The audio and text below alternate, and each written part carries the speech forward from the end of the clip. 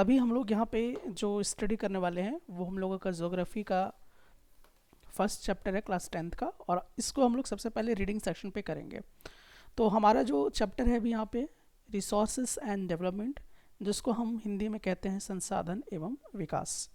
ठीक है, तो संसाधन किसे कहेंगे, यानी कि हम रिसोर्सेस किसे कहेंगे, और विकास क्या है, कैसे हो सकता है, उन तमाम बातों को हम लोग यहाँ समझने का प्रयास करेंगे। तो चलिए सबसे पहले हम लोग यहाँ पर देखेंगे कि आखिरकार संसाधन किसे कहते हैं, उसकी क्या परिभाषा हो सकती है, वो हम लोग यहाँ पे समझने का प्रयास करेंगे।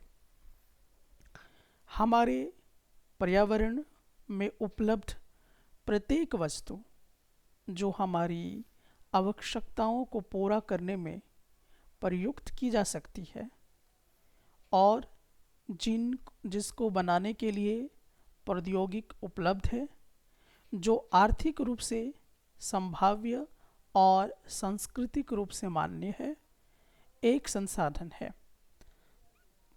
तो इसको अब हम लोग इंग्लिश टर्म में भी देखेंगे कि ये क्या मतलब है। तो जो हिंदी वाले भाषी लोग हैं वो हिंदी में भी समझ सकते हैं और इंग्लिश में भी समझ सकते हैं। तो यहाँ पर हम लोग देखते हैं कि बेसिकली हमें क्या समझने के लिए यहाँ पे कहा जा रहा है कि आखिरकार रिसोर्सेस हम किसे कहेंगे, तो इसके क्या प्रॉपर डेफिनेशन होगा वो हम लोग समझेंगे। तो यहाँ पे आपका कह रहा है कि everything available in our environment which can be use to satisfy our needs. देखिए ये बहुत इंपॉर्टेंट है, आपको डेफिनेशन अगर लिखना हो कि रिसोर्सेस हम किसे कहेंगे, तो कह रहा है कि जो भी चीज़ें हमारे इन्वायरमेंट में अवेलेबल है और वो तमाम चीज़ें हमारी ज़रूरतों को क्या करता हो, सेटिस्फाई करता हो, तो वो हमारा क्या कहलाएगा, रिसोर्सेस कहलाएगा। ठीक है, तो ये बेसिकली किसका मतलब हो गया, दैट इज़ द रिसोर्सेस का मतलब हो गया। ठीक है, तो ये आपको समझना है कि आखिरकार रिसोर्स हम किसे कहेंगे सही मायने में। तो ये एक प्रॉपर डेफिनेशन जो है आप यहाँ से यहाँ पूरी तरह से बना सकते हैं कि रिसोर्सेस का आखिरकार क्या डेफिनेशन हो सकता है। तो everything available in our environment which can be use to satisfy our needs, तो जो भी हमारी नीड्स को सेटिस्फाई करता हो, और वो सब चीज़ें कहाँ अवेलेबल होनी चाहिए, हमारे इन्वायरमेंट में होनी चाहिए। तो वो रिसोर्सेस के जैसा क्या करेगा, बिहेव करेगा। ठीक है, अब इसमें क्या हो सकता है कि ये टेक्नोलॉजी इसमें एक्सेसिबल हो सकता है, आर्थिक तौर पर भी ये हो सकता है, फिजिबल और कल्चरली भी हो सकता है। ठीक है, तो मेन तो हम लोग जो अभी यहाँ पे बोल्ड किए हैं वही उसी से काम चल जाएगा। अभी इसमें हम लोग एग्जाम्पल के तौर पे भी कुछ चीज़ों को देखेंगे और समझेंगे कि आखिरकार हम लोग कैसे इसको समझ रहे हैं। तो चलिए एग्जाम्पल के तौर पे अगर हम लोग यहाँ पे देखते हैं, तो एग्जाम्पल के तौर पे जैसे कि मान लीजिए अभी हम लोग सपोज कर लेते हैं एयर के बारे में, तो क्या आप इस एयर को क्या आप रिसोर्स के जैसा समझ सकते हैं, क्या रिसोर्सेस है। तो सबसे पहले ये देखो कि क्या हमारे इन्वायरमेंट में अवेलेबल है कि नहीं है। बेशक एयर हमारे इन्वायरमेंट में अवेलेबल है और ये हमारी ज़रूरतों को पूरा भी करता है। हमारी ज़रूरत, मेन ज़रूरत क्या है, जिंदा रहना, यानी कि ऑक्सीजन हम लोग लेते हैं। इस एयर से हम लोग क्या लेते हैं, ऑक्सीजन लेते हैं। इसीलिए हम लोगों को क्या है, एयर की रिक्वायरमेंट तो है, हमारी ज़रूरतों को पूरा करता है। हम सांस लेते हैं तभी हम जिंदा हैं, तो हमारे नीड को सेटिस्फाई कर रहा है, और air is available in our environment. So हम कहेंगे कि एयर जो है वो किसके जैसा बिहेव करेगा, रिसोर्स के जैसा बिहेव करेगा। अब हम लोग कुछ और इसी तरह से और एग्जाम्पल ले सकते हैं, जैसे अब हम लोग ले लेते हैं वाटर को। तो अब ये देखना है कि सबसे पहले कि ये जो वाटर है क्या आपके इन्वायरमेंट में अवेलेबल है, तो डेफिनेटली है। ठीक है, और क्या ये हमारी नीड को सेटिस्फाई कर रहा है, हमारी ज़रूरतों को पूरा कर रहा है, तो जवाब है कि हाँ बिल्कुल कर रहा है। क्योंकि जब हमें प्यास लगता है तो हमें पानी की आवश्यकता होती है, जब हमें कपड़े धोने होते हैं तो भी हमें वाटर की रिक्वायरमेंट होती है, जब हम लोगों को नहाना होता है तो भी वी नीड वाटर। उसी तरह से और भी बहुत सारे डिफरेंट हैं, जैसे खाना पकाना, ये तमाम चीज़ें। ठीक है, तो इसीलिए हम यहाँ पे कहेंगे कि ये जो वाटर है, वाटर भी हमारा क्या है, एक रिसोर्सेस के जैसा बिहेव कर रहा है। ठीक है, ये कैसा बिहेव कर रहा है, रिसोर्सेस के जैसा। ठीक है, और भी इसी तरह से हम लोग एग्जाम्पल के तौर पे ले सकते हैं, जैसे फॉरेस्ट को ले लेते हैं, यानी कि जंगल को ले लेते हैं, ठीक है। तो क्या फॉरेस्ट हमारे रिसोर्सेस है, अब ये देखना है। तो फॉरेस्ट भी हमारे रिसोर्सेस है, क्यों है? तो क्योंकि ये जो है बेसिकली हमारी ज़रूरतों को पूरा करता है, हमारी इन्वायरमेंट में है, ये हमें ऑक्सीजन प्रोवाइड करता है, हमको फूड प्रोवाइड करता है, हम लोगों को लकड़ियाँ प्रोवाइड करता है, फर्नीचर प्रोवाइड करता है। इवन जो आप कॉपी किताब पढ़ रहे हो उससे पेजेस भी इसी के माध्यम से बनता है, तो इसका तो बहुत बड़ा रोल है, ठीक है। तो डेफिनेटली ये जो फॉरेस्ट है वो हमारा क्या हो गया, दैट इज़ रिसोर्सेस हो गया, ठीक है। तो आई थिंक आप ये समझ चुके होंगे कि आखिरकार रिसोर्सेस हम किसे कहा करेंगे और क्या इसके मायने निकलते हैं। तो चलिए, यहाँ तक आप सभी इस तमाम पॉइंट को समझ चुके होंगे, ऐसा मैं मान के चलता हूँ। तो रिसोर्सेस का जो एक प्रॉपर डेफिनेशन होनी चाहिए वो हम लोगों ने यहाँ पे देख लिया कि आखिरकार हम कैसे समझेंगे कि कोई भी चीज़ रिसोर्सेस के कैटेगरी में है भी या नहीं है। चलिए, अब हम लोगों ने ये देख लिया है, अब आगे की तरफ हम लोग बढ़ते हैं। तो अब यहाँ पे देखते हैं हम लोग, तो क्या है, हमारे पर्यावरण में उपलब्ध वस्तुओं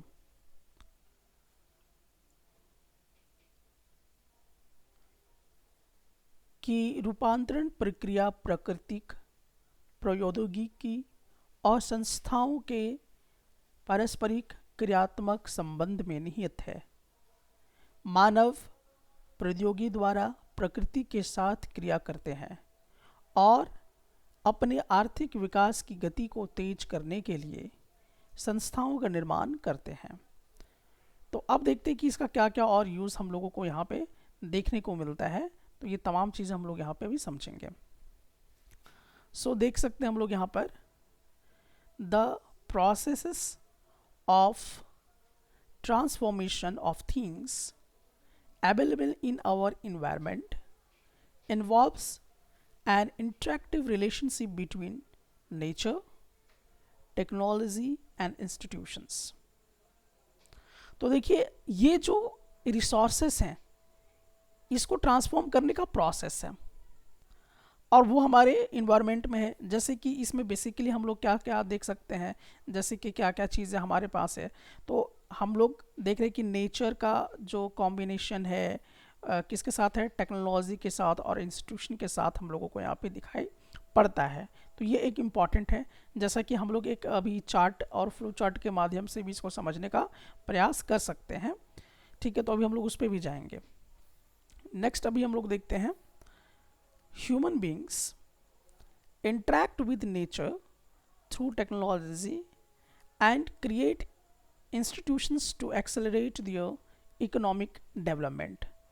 अब देखिए, यहाँ पर भी आपको ये समझना होगा कि ये जो ह्यूमन बींग्स है, ठीक है, ये जो ह्यूमन बींग्स है, तो क्या ह्यूमन बींग्स आपका रिसोर्स है कि नहीं है? तो आपको ये मालूम होना चाहिए कि ह्यूमन बींग्स भी क्या है, एक रिसोर्सेज के जैसा ही बिहेव करता है। क्योंकि अगर ह्यूमन बींग्स अपना जैसे नॉलेज के थ्रू क्या कर सकता है, स्किल्ड होता है, स्किल्ड होगा तो बहुत सारी चीज़ों को डेवलप करने में क्या करेगा, मदद करेगा। जैसे टेक्नोलॉजी वगैरह सब निकालेगा, ठीक है, या इंस्टीट्यूशंस क्रिएट करेगा, तो वो सब हमारे डेवलपमेंट में क्या करता है, मदद करता है। जैसे एग्जांपल के तौर पे आप समझ सकते हैं ह्यूमन बींग्स के माध्यम से। जैसे मान लीजिए कि अगर आपको खेती करना है तो ह्यूमन बींग्स बहुत सारे स्टडी करता है, नॉलेज गेन करता है, स्किल्ड होता है कि खेती कैसे होना चाहिए, या उसके लिए ट्रैक्टर लाना है या फर्टिलाइजर्स यूज़ करना है, तो वो अपनी स्किल्ड माइंड का इस्तेमाल करके क्या करेगा, वो सब चीज़ों को बनाएगा। तो डेफिनेटली आपकी जो खेती उसमें क्या होगी, बढ़ोतरी होगी, ठीक है, आपका प्रोग्रेस होगा, आपका डेवलपमेंट होगा। तो ह्यूमन बींग्स भी बिहेव कैसा करता है, एक्चुअली में वो भी बिहेव करेगा रिसोर्सेस के जैसा, और ये आपको बहुत तरह से मदद भी करता है। अब देखिए, इस वाली फिगर में हम लोग देख सकते हैं जो यहाँ पे ह्यूमन बींग्स है, तो ह्यूमन बींग्स का जो इंट्रैक्शन है, तो आप इंट्रैक्शन को यहाँ पे देख सकते हैं। तो एक तो आपका किसके साथ है, फिजिकल इन्वायरमेंट के साथ है, यानी कि नेचर के साथ ये इंट्रैक्ट करता है। दूसरा किसके साथ करता है, टेक्नोलॉजी के साथ करता है। और तीसरा क्या है आपका, इंस्टीट्यूशंस है।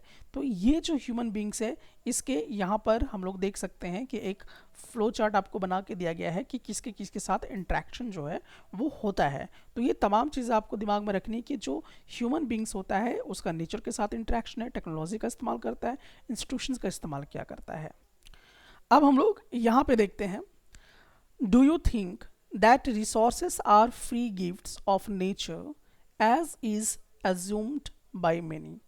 तो बेसिकली हम लोग जैसा कि देखते हैं कि क्या आप भी अन्य बहुत से लोगों की तरह संसाधनों को भी प्राकृतिक उपहार समझते हैं। तो ये प्रश्न आपसे पूछा जा रहा है कि जो भी संसाधन या जो भी रिसोर्सेस अवेलेबल हैं आपके नेचर में, क्या आप उसे एक गिफ्ट के तौर पे समझते हैं।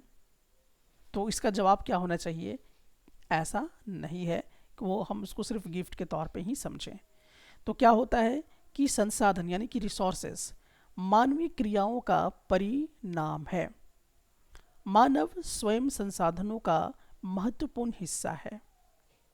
वे पर्यावरण में पाए जाने वाले पदार्थों को संसाधनों में परिवर्तित करते हैं तथा उन्हें प्रयोग करते हैं। इन संसाधनों का वर्गीकरण निम्न प्रकार से किया जा सकता है। तो इसको हम लोग थोड़ा सा अब इंग्लिश में भी देख लेंगे। तो यहाँ पे हम लोग देख सकते हैं कि do you think that resources are free gifts of nature.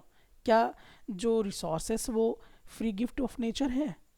तो as is assumed by many, जैसा कि बहुत सारे लोग ऐसा सोचते हैं, बट दे आर नॉट, लेकिन ऐसा नहीं है। अब यहाँ पे देखना है कि resources are a function of human activities, यानी कि रिसोर्सेस क्या है, function of human activities.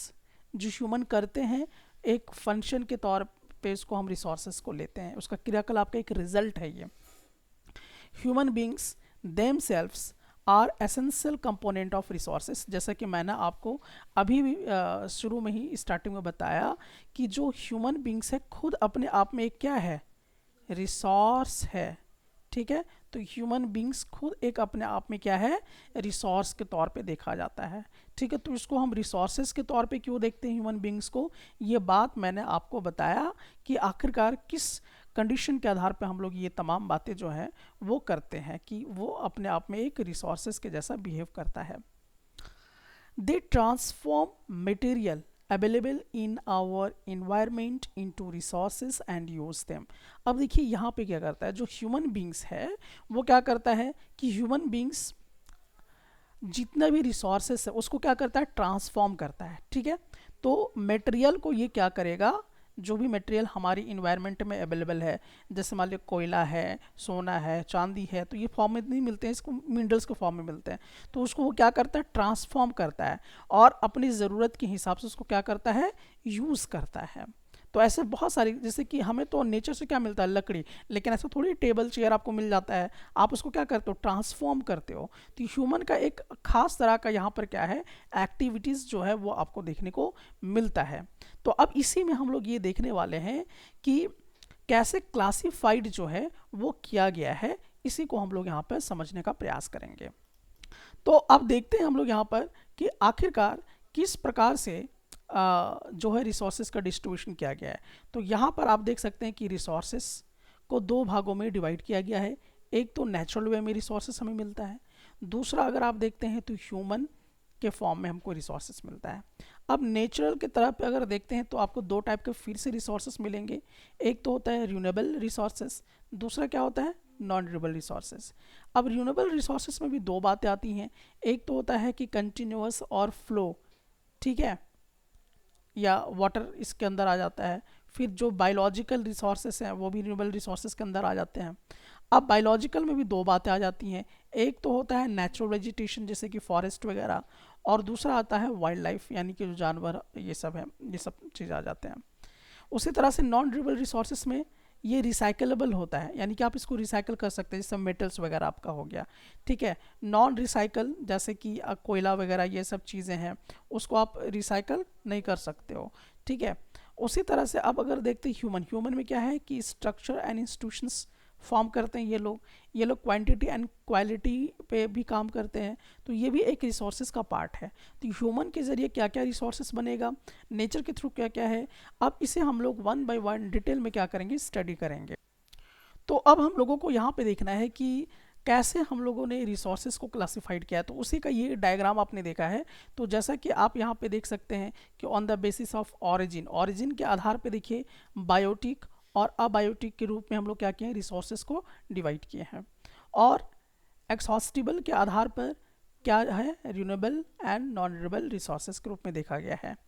Ownership के आधार पे हम लोग देखते हैं कि इंडिविजुअल और कम्युनिटी इस तरह से डिवाइड किया गया है, नेशनल और इंटरनेशनल इस तरह से दिखाई देगा। On the basis of development के आधार पे किस तरह से रिसोर्सेज को डिवाइड किया गया है, पोटेंशियल और डेवलप्ड, स्टॉक और रिजर्व्स, ये इस तरह से चीज़ें हम लोग देखेंगे कि किस किस तरह से वो काम करता है। तो थोड़ा सा हम लोग यहाँ पे और भी रिसोर्सेज के बारे में और भी हम लोग यहाँ पे डीपली एक लेते हैं एग्जाम्पल और इसको समझते हैं। तो देखिए यहाँ पे आपको क्या समझना है, तो यहाँ पे आप देख सकते हैं यूटिलिटी शब्द जो है वो आपका आया हुआ है, ठीक है। तो ये क्या कहना चाह रहा है कि यूटिलिटी और usability is what makes an object और सब्सटेंस अ रिसोर्स, यानी कि क्लियर है आपका कि जिसको आप क्या कर सकते हो, यूटिलिटी कर सकते हो, जिसको आप यूज़ कर सकते हो, ठीक है, वो किस तरह से बिहेव करेगा, एज अ रिसोर्स के साथ बिहेव करेगा। तो एग्जाम्पल के तौर पे जैसे कि हम लोग यहाँ पे देख सकते हैं, जैसे कि हम लोग यहाँ पे जैसे वाटर, तो वाटर हमारा रिसोर्स है या नहीं है, ये हमको समझना है। तो वाटर क्या है, रिसोर्स है, क्यों, क्योंकि हम लोग इसको क्या करते हैं, यूज़ करते हैं, हमारी जो नीड है उसको ये क्या करता है, पूरा करता है। तो ये आपका क्या होगा, एज अ रिसोर्स के जैसा देखा जाएगा। उसी तरह से अगर हम बात करते हैं किसकी, इलेक्ट्रिसिटी की अगर हम बात करते हैं, तो इलेक्ट्रिसिटी भी हमारा क्या है, एज अ रिसोर्स है, क्योंकि हम इसको क्या करते हैं, यूज़ करते हैं, ठीक है, एज अ फ़ैन चलाने में, फ्रिज चलाने में, और भी बहुत सारे घर के काम होते हैं, ठीक है। तो इलेक्ट्रिसिटी भी हमारे क्या एज अ रिसोर्स के जैसा है। उसी तरह से और एग्जांपल अगर हम लोग ले लें जैसे रिक्शा, तो रिक्शा भी क्या है, एक आपका रिसोर्स के जैसा है, क्योंकि आप इसको यूज़ करते हो आप अपनी आमदनी वगैरह ये सब करने के लिए, यहाँ वहाँ जाने के लिए। उसी तरह से और एग्जांपल ले लीजिए जैसे वेजिटेबल, तो वेजिटेबल भी आपका क्या है, एक रिसोर्स है, ठीक है, क्योंकि आप वेजिटेबल का इस्तेमाल एज अ डाइट के रूप में करते हो, ठीक है। और यहाँ पे देखो टेक्स्ट बुक यानी किताबें, ये भी आपका क्या है, रिसोर्स के जैसा यूज़ किया जाता है। क्यों, क्योंकि इन सब में क्या कॉमन है, दैट इज़ यूटिलिटी।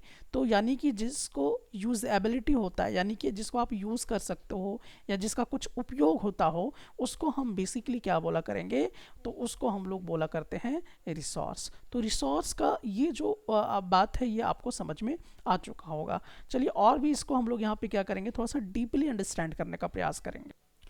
यहाँ पर एक बहुत ही इंपॉर्टेंट क्वेश्चन पे भी हम लोग काम करेंगे, और वो यहाँ पे आपके लिए जो बहुत ही इंपॉर्टेंट चीज़ आएगा, एक जो बहुत बड़ा प्रश्न है कि how does something become a resource, कोई भी चीज़ रिसोर्स कैसे बन जाता है। तो डेफिनेटली अभी हम लोगों ने एक वर्ड देखा था, दैट इज़ यूटिलिटी। अगर आप उसको यूज़ कर रहे हो, यूटिलिटी कर रहे हो, तो वो कहीं ना कहीं रिसोर्स के रूप में बन के सामने आ जाता है, ठीक है। सो यहाँ पे एक बहुत ही इंपॉर्टेंट पॉइंट आता है कि इट्स यूज़, यानी कि आप उस चीज़ को यूज़ करते हो या नहीं करते हो, और यूटिलिटी गिव्स इट्स वैल्यू। तो जब आप किसी चीज़ को यूज़ कर रहे हो, ठीक है, तो उसका अपना एक वैल्यू होता है, ठीक है। तो इस चीज़ का समझना है कि जिसकी कुछ वैल्यू है। तो यहाँ पे जैसे देखिए ये एक बहुत इंपॉर्टेंट पॉइंट यहाँ पे निकल के सामने आता है, that is all resources have some values, ठीक है। तो जिस रिसोर्सेज के कुछ अपने वैल्यूज होते हैं, तब आपको ये समझ जाना है कि कोई भी चीज़ आपका रिसोर्सेज कैसे बना, अगर उसकी वैल्यू है तो वो रिसोर्सेज के रूप में क्या हो जाएगा, कन्वर्ट हो जाएगा। तो आप दोबारा इसी बात को समझ सकते हैं, अगर किसी की वैल्यू है या जिसको हम यूज़ कर रहे हैं तभी वो उसकी वैल्यू बनेगी, तो वो रिसोर्सेज के रूप में कन्वर्ट हो जाएगा, ठीक है। जैसे अब हम लोग देखते हैं कि कैसे कैसे और इसको हम लोग इस्तेमाल कर सकते हैं। जैसे कि हम लोग इसमें देख सकते हैं किसी चीज़ों का, जैसे कि एक अपना होता है वैल्यू, जैसे इकोनॉमिक वैल्यू होता है, और किसी का इकोनॉमिक वैल्यू नहीं भी हो सकता है। जैसे एग्जाम्पल के तौर पे हम लोग देखते हैं मेटल्स को, ठीक है। तो मेटल्स जो है इसका एक इकोनॉमिक वैल्यू है, ठीक है। तो कैसे है, अब इसको देखिए, जैसे मान लिया आपको सोना खरीदना है, ठीक है, तो सोना खरीदने से आप भी थोड़ा सा क्या होंगे, आपका इकोनॉमिकली स्ट्रेंथ बढ़ेगा। और इसमें हम लोग देख सकते हैं कि जो कंट्री है उसका भी कहीं ना कहीं इकोनॉमिकल शेयरिंग रहता है, तो ये आपका क्या होगा, एक इकोनॉमिकल वैल्यू है। तो हम मेटल्स जो भी है, सोना चांदी तांबा, ये सब चीज़ जो आप देख रहे हैं, ये कैसा बिहेव करेगा, एज अ रिसोर्स के जैसा।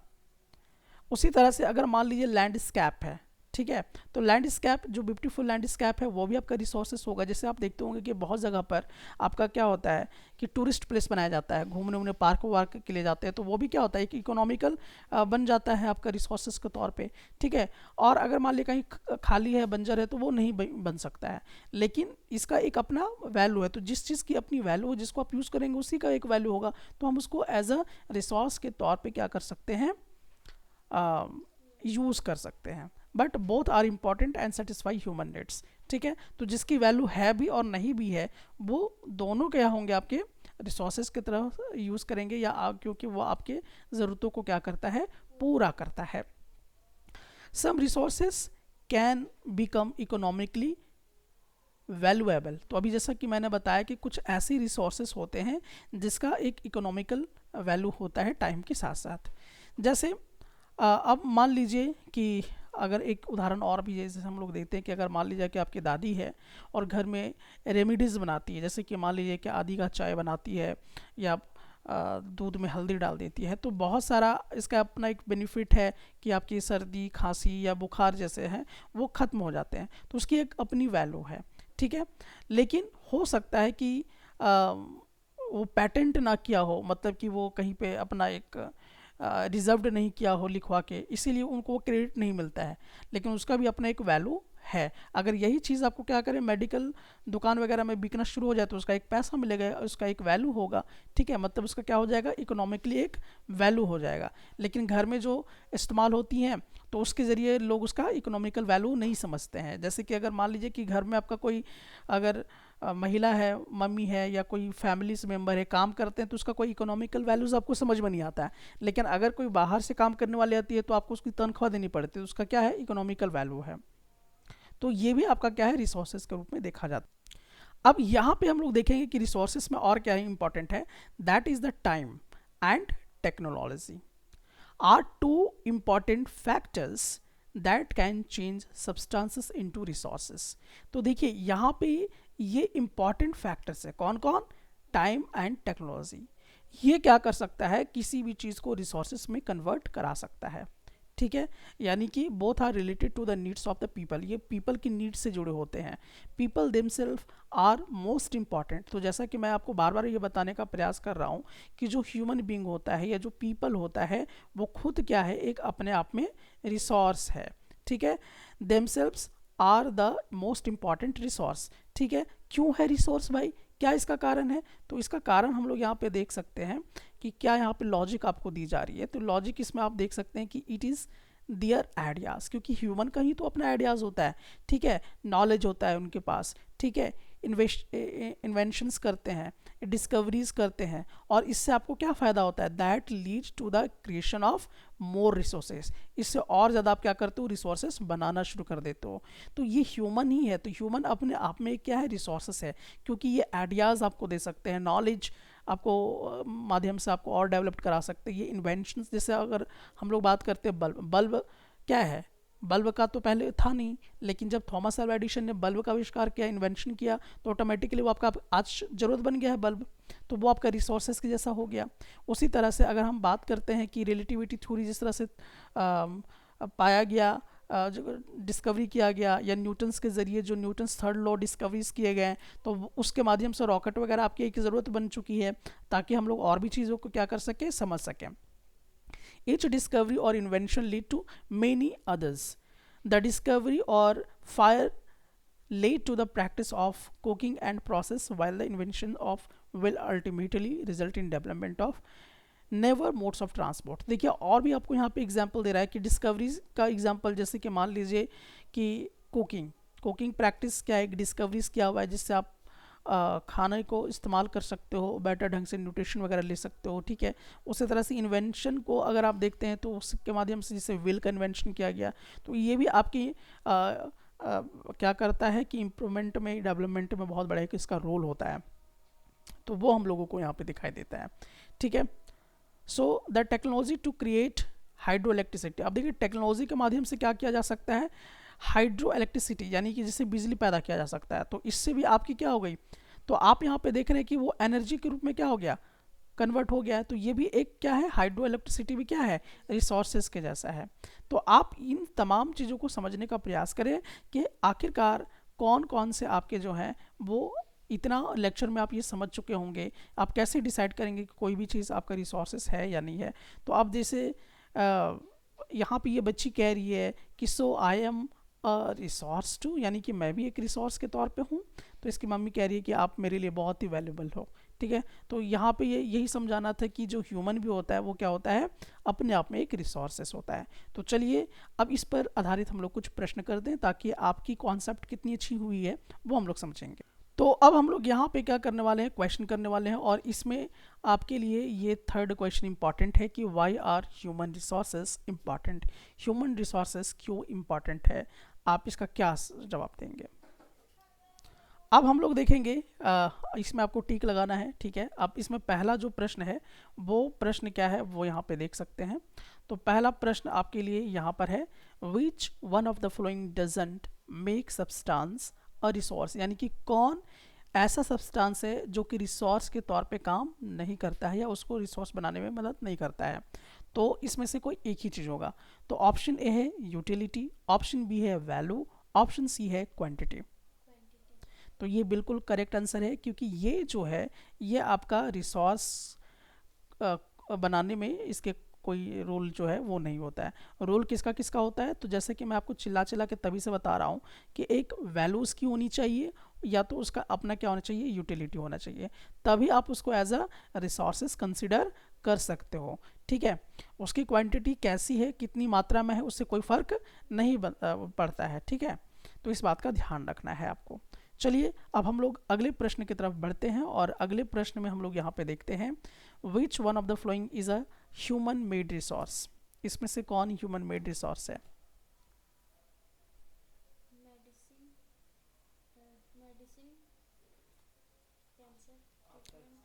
तो इसमें डेफिनेटली है कि जो मेडिसिन कैंसर को ट्रीट करने के लिए बनाया गया है ये ह्यूमन के माध्यम से बनाया जाता है, तो इसको हम लोग कंसिडर उस रूप में कर सकते हैं।